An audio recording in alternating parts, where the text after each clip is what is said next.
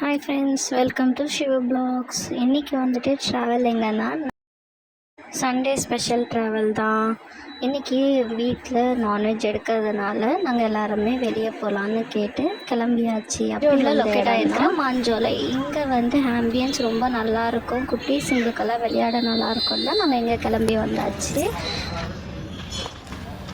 நல்ல மறக்க முடியாத ஒரு மூமெண்ட் லைஃப்பில்.